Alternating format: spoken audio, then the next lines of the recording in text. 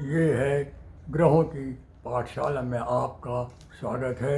मैं हूँ विनोद गुप्ता। आज मैं आपको राशि परिवर्तन के बारे में थोड़ा सा बताऊंगा। ये राशि परिवर्तन जो है वो कुंडली के हिसाब से होता है। कुंडली में यदि आपका ग्रह जो आपकी कुंडली में कुछ भाव ऐसे हैं जिनमें यदि वो राशि परिवर्तन करते हैं तो उसका रिजल्ट बहुत ही अच्छा एक राजयोग के बराबर होता है।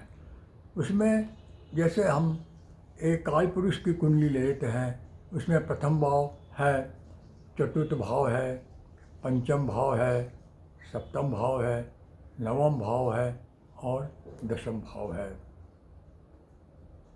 और 11वां भाव है। यदि इन भावों के अंदर एक ग्रह का राशि दूसरे घर में और दूसरे घर की राशि इस घर में बैठी है तो उसे राशि परिवर्तन कहते हैं। जैसे काल पुरुष की कुंडली का मैंने बताया तो लग्न में एक राशि लिखी हुई है और हम उससे 9 घर आगे चलते हैं तो 9वें घर में 9वीं राशि लिखी हुई है। तो पहली राशि जो है जहाँ एक लिखा हुआ है उसका स्वामी होता है मंगल और 9वें घर में जो राशि लिखी होती है उसका स्वामी होता है गुरु।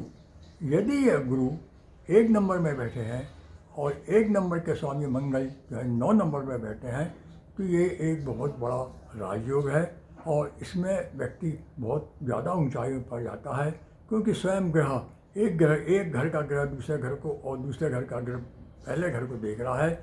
उसका कहना ये है कि तुम जहाँ बैठे हो उस घर को तुम देखो और तुम्हारे घर को मैं यहाँ देखूँगा। इसलिए दोनों में मित्रता रहती है और मित्रता होने के कारण दोनों में बहुत बड़ा सहयोग रहता है और एक राजयोग की स्थिति बन जाती है। व्यक्ति दिन पर दिन उन्नति करते चले जाता है। एक योग और है जो तीसरे भाव से बनता है।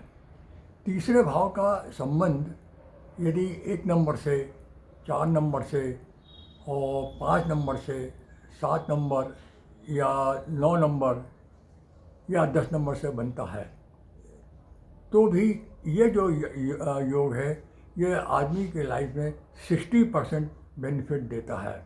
जैसे तीसरे भाव का स्वामी बुध बना, यहाँ पे काल पुरुष की कुंडली में बुध बनता है और 9वें भाव का जो स्वामी है वो गुरु बनता है।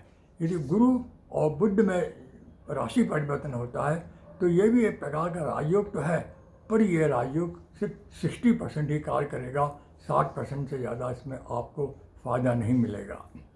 एक योग और है जिसको बोलते हैं 6, 8 और 12वें घर का योग।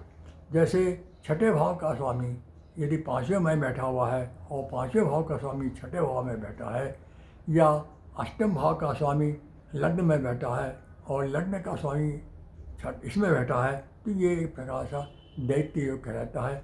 यह योग जरूर है पर इसका प्रभाव जो है वो मनुष्य के जीवन में 30% या 25% से ज़्यादा नहीं होता है।